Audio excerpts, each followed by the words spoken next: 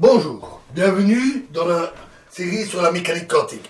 Donc posons-nous maintenant la question, que se passe-t-il si on juxtapose deux jonctions, deux zones de semi-conducteurs, une zone dopée P et une zone dopée M. Donc sous une forme comme ceci, une zone dopée P et une zone dopée M.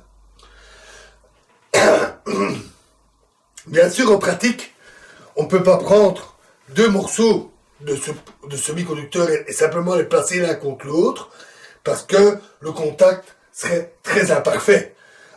Il serait impossible d'avoir un contact jusqu'au niveau atomique, gardant la structure cristalline, ce que l'on recherche. Donc, on procède autrement. Ce qu'on fait, c'est partir d'un barreau de semi-conducteurs purs que l'on va doper séparément dans les deux zones. Par exemple, en plaçant simplement un cache pour doper une zone L et doper la zone P. Cette façon de faire est un peu rudimentaire. Elle permet d'atteindre une zone ici qui est un peu floue, un peu de P, un peu de M mélangé. Cette zone-là fait environ 10,4 cm, c'est-à-dire 1 millième de millimètre. C'est le mieux qu'on peut faire comme ça. En microélectronique, on utilise des techniques plus sophistiquées. On prend une couche de semi-conducteur très fine, silicium ou germanium, ou arsénure de gallium ou d'autres, et on va appliquer dessus une fine couche d'une résine qui est photosensible. Puis, en utilisant un cache pour avoir exactement les zones à doper, un cache simplement comme une pellicule photographique, un dispositif optique, et on va envoyer des ultraviolets sur la plaque, on va même maintenant jusqu'au rayon X. La résine subit une transformation chimique, donc elle n'est éclairée, la zone n'est éclairée que par les ouvertures du cache, du film photographique. Par exemple, on va dire la zone qu'on a notée N ici. À ce moment-là, seule cette zone-là est éclairée. La résine, alors, subit une transformation chimique sous l'influence des ultraviolets ou des rayons X, et elle devient sensible à un acide. On peut alors simplement verser cet acide sur la plaque, et ça va découper une ouverture dans la résine, exposant le semi-conducteur uniquement dans cette zone-là. On applique alors un produit dopant, sous forme liquide ou gazeuse, à haute température, pour que les atomes diffusent dans le semi-conducteur, et ainsi la zone est dopée M uniquement dans la zone dégagée. On procède ensuite de même pour la zone P, ce qui permet d'atteindre des largeurs de jonction qui sont de l'ordre du micromètre, voire même du nanomètre. En procédant ainsi avec plusieurs caches successifs, on peut avoir une structure de dopage très complexe, on peut le faire en multicouches, on peut ajouter même du métal, et on peut ainsi obtenir des circuits d'une extrême complexité, comme les circuits intégrés. Ici, nous allons considérer que nous avons notre zone P et notre zone M, que la zone de séparation est bien nette, et que nous sommes dans le domaine extrinsèque. Parce que nous l'avons vu, si on est dans le domaine intrinsèque, il se comporte alors, le semi-conducteur se comporte comme un semi-conducteur non dopé, et dans ce cas-là, P ou N, plus d'importance, et on n'aurait aucun effet particulier. Donc on travaille dans le domaine extrinsèque à une température raisonnable. Dans la zone N, on a des électrons libres, qui se déplacent librement, des électrons de conduction, et des ions positifs. Le tout est équilibré, et la charge est globalement neutre. Et dans la zone P, on a de même des trous qui se baladent, et des charges, des ions négatifs, le tout étant électriquement neutre. Mais ces trous et ces électrons se déplacent dans le matériau. Que se passe-t-il quand un électron atteint la jonction? Si c'était le bord du cristal, l'électron serait simplement réfléchi. Il rebondirait et repartirait dans l'autre sens. Mais ici, ce n'est pas le bord du cristal. Le cristal continue dans toute la largeur. Donc l'électron va avoir tendance à diffuser dans la zone P. De même, les trous vont avoir tendance à diffuser dans la zone M. Alors que se passe-t-il? Mais les électrons, en passant dans cette zone-là, vont donner un excès de charge négative là, et là, un déficit de charge négative, donc une charge positive de ce côté-là. De même, les trous, en allant dans ce sens-là, vont créer un excès positif de ce côté-là, et là, un excès négatif. Et donc, les deux conduisent au même bilan. On a une charge positive qui se développe de ce côté-là, et une charge négative qui se développe de ce côté-là. Donc, très rapidement, on a, si on trace ici la densité des charges électriques, on va avoir ici une charge positive qui va apparaître dans le côté N, et une charge négative qui apparaît côté P.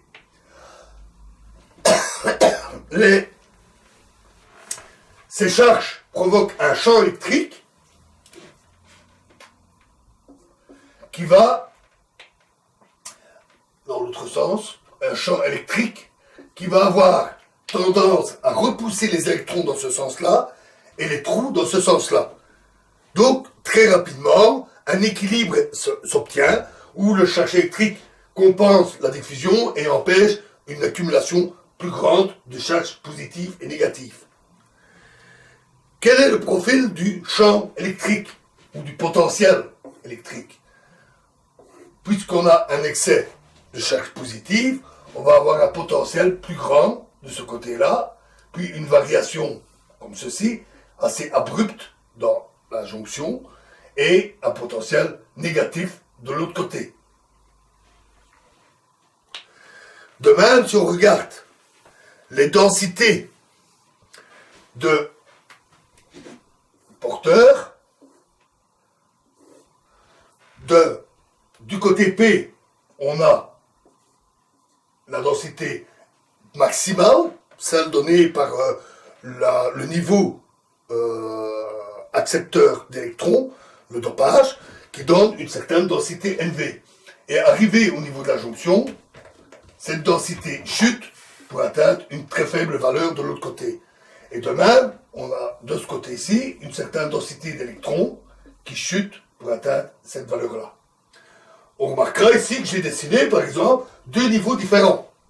Parce que les dopages pourraient être différents. Par exemple, si on met beaucoup plus de dopage P que de dopage N, on aura plus de trous de ce côté-là que d'électrons de ce côté-là. La largeur, la hauteur en potentiel, c'est typiquement le gap d'énergie entre les niveaux de la bande de valence et de conduction. Donc, le gap de tension est de l'ordre de 0,5 à 1 volt, à peu près. Ça dépend des substances utilisées et des dopages. La largeur de la zone ici de transition est typiquement de 1 micron à 1 centième de micron, voire moins. Et pour des dopages qui vont de 10 exposant 20 à 10 exposant 24 atomes de dopant par mètre cube.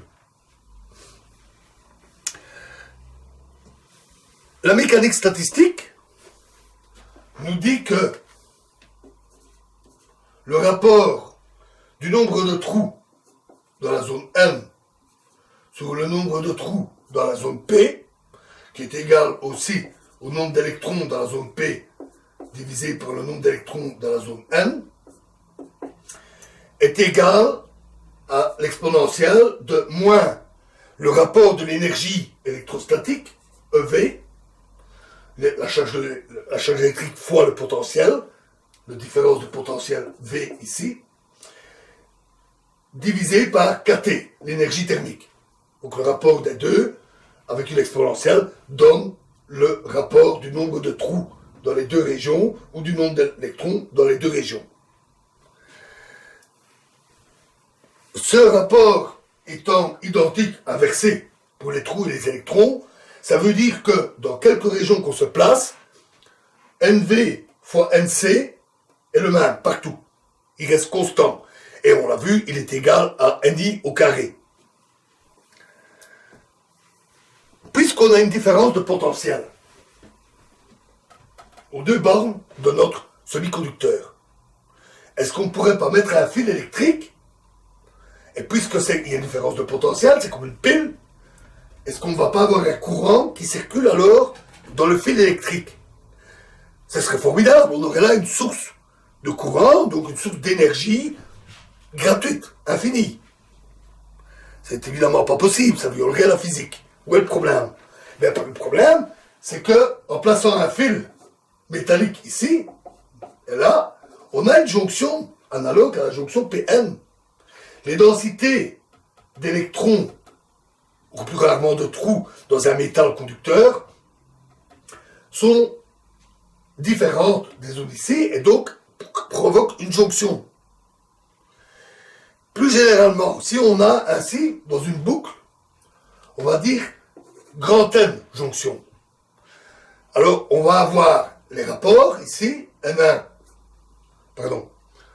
disons le nombre d'électrons, de trous, peu importe, dans la région 1, divisé par la région 2, multiplions ça par N2 sur N3, fois, etc., N, grand N, dans la région N, divisé par N dans la région 1. Et donc, ça, ce sont les rapports donnés ici pour chaque jonction. C'est donc égal à E exposant E moins E V1, la tension dans la première jonction, divisé par KT, fois E exposant E V2 sur KT, fois E exposant E Vn sur KT. C'est-à-dire E exposant moins E fois la somme de V1 à Vn, c'est-à-dire la somme de toutes les différences de potentiel le long du circuit, c'est-à-dire le potentiel total le long du circuit, divisé par KT. Regardons bien le produit ici. N1 est au numérateur et au dénominateur, il se simplifie. N2 aussi, N3 aussi, etc. Tous les termes se simplifient. Et donc, ceci est égal à 1. Ça veut dire que le dessus de l'exponentielle est 0, est égal à 0, et donc la tension totale est 0. Les différentes jonctions qui se produisent en faisant la connexion compensent le potentiel, et globalement sur le circuit, il n'y a aucun potentiel et donc aucun courant. Ceci est vrai si les températures sont les mêmes partout, puisque on a sur KT partout, et en regroupant, en faisant la somme des termes, ceci n'est vrai que si la température est la même partout, à toutes les jonctions. Effectivement, si les jonctions sont à des températures différentes, le potentiel sur tout le circuit n'est plus nul et un courant peut apparaître. À ce moment-là, c'est la transformation de l'énergie thermique due à des différences de température dans le milieu qui est transformée en courant électrique. C'est le principe des thermocouples. Les thermocouples sont des jonctions de ce type en général, non pas composées de semi-conducteurs, mais de deux métaux différents. Une jonction, une soudure est mise à une température et l'autre à une autre température. Et on peut mesurer ainsi la différence de température. On va placer une des jonctions à une température de référence, par exemple. Ça permet de mesurer ainsi la température en mesurant le courant. On peut aussi s'en servir pour générer du courant, comme une pile, en utilisant une source de chaleur. Alors, ça produit peu de courant, c'est pas très efficace, mais ça permet de produire un peu d'énergie pendant longtemps.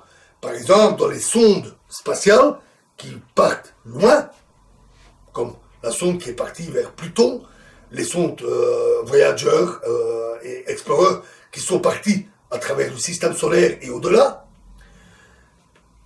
Là, on utilise une pastille de plutonium. Très radioactif. C'est pas grave, c'est dans l'espace, il n'y a personne qui est dedans. Hein. C'est tout seul dans le vide, donc il n'y a pas de risque. Et cette pastille de plutonium, avec la radioactivité, elle chauffe.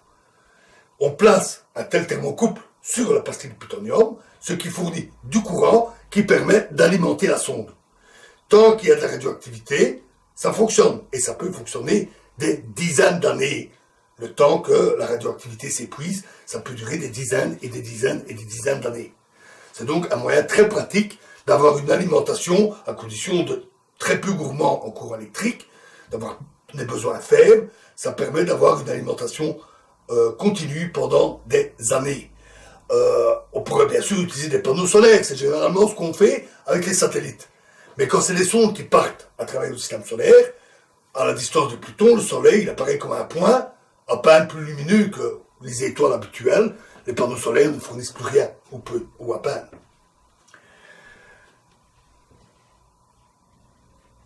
Ceci étant dit, puisque en fermant le circuit, on a une tension totale nulle. Comment va-t-on mesurer la tension V qui est ici? Si je place un voltmètre, je ferme le circuit, je vais obtenir 0. Donc comment le savoir? Eh bien un moyen, par exemple, c'est d'envoyer de la lumière sur la jonction. La lumière des photons vont arriver sur la jonction, s'ils ont la bonne fréquence, et donc avec h nu, E égale h nu, on pourra mesurer l'énergie nécessaire pour arracher un électron et former un trou. Et comme l'énergie ici est donnée par E fois V, ça permet de mesurer la tension. Alors, il ne suffit pas de dire que c'est absorbé, mais comment le sait-on? Eh bien, l'électron et le trou étant absorbés, à cause du potentiel, l'électron va filer vers la zone N, le trou vers la zone P. Et un courant va ainsi, donc ils vont être produits en quantité, et avec un circuit fermé, ça va alors produire un courant qui est mesurable. Et ça, c'est l'effet photoélectrique. C'est aussi de cette manière que fonctionnent les panneaux solaires. Notons que ceci marche bien à condition que pendant qu'il migre ici on a quand même un nombre non négligeable de trous. L'électron a un risque de rencontrer un trou et de se recombiner avec. Dans le cas, plus de courant. Hein. Le trou, dans l'autre sens, même problème. Alors, le temps mis pour qu'une telle recombinaison se produise est typiquement de l'ordre d'un millième à un dixième de millionième de seconde. C'est très rapide, mais les électrons et les trous se déplacent très vite. Donc, il y en a quand même qui passent. Il y a quand même des électrons et des trous qui passent, produisant ainsi un courant. Si on veut améliorer le rendement, de faire en sorte que les électrons et les trous produits par la lumière ne soient pratiquement pas recombinés et arrivent dans la zone N, où il y a, par exemple, l'électron arrive dans la zone N, il n'y a plus des électrons, il n'y a plus de problème, plus de recombinaison, un courant se forme. Si on veut que ça arrive, il faudrait que la zone où il puisse rencontrer un trou et se recombiner soit la plus petite possible. Et donc, on va créer une jonction la plus fine possible pour avoir une transition la plus abrupte possible. Et donc, utiliser les techniques comme pour la microélectronique. Les panneaux solaires, pour lesquels pour une cellule photoélectrique, c'est pas grave. Il suffit qu'il y ait un courant, qu'elle s'enclenche, avec un faisceau infrarouge ou un faisceau en lumière visible, c'est suffisant. Pour une cellule solaire, un panneau solaire, ce qu'on a besoin, c'est de produire du courant utile. Donc on a besoin d'un rendement le plus élevé possible. Et donc on va utiliser là des jonctions très fines, fabriquées par les techniques de microélectronique dont j'ai parlé, avec les masques et tout, qui permettent d'avoir des jonctions inférieures au micromètre, ou de l'ordre du nanomètre, pour avoir le maximum de rendement. Le rendement théorique maximum reste autour de 30%. C'est pas terrible, mais c'est déjà pas mal. Voilà. la jonction PN. Alors, nous en savons assez maintenant sur cette jonction PN pour voir une application. Alors ça, c'est ce que nous verrons dans la prochaine vidéo. Nous verrons une application de la jonction PN avec la diode qui permet de redresser le courant. Je vous remercie.